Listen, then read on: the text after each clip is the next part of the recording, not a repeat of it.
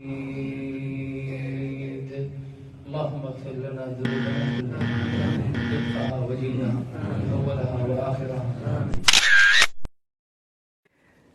في دعاء يوم الجمعة بعض المصلين يرفع يده ويقول آمين آمين، ورفع اليدين حال الخطبة خلاف السنة. الإمام اللي هو يدعو ما رفع يده، أنت ليش رافع يدك؟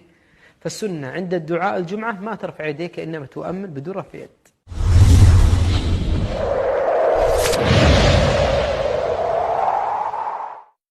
اللهم فرج هم المهمومين ونفس كرب المكروبين واقض الدين عن المدينين واشف مرضانا ومرضى المسلمين. اللهم اشف مرضانا ومرضى المسلمين.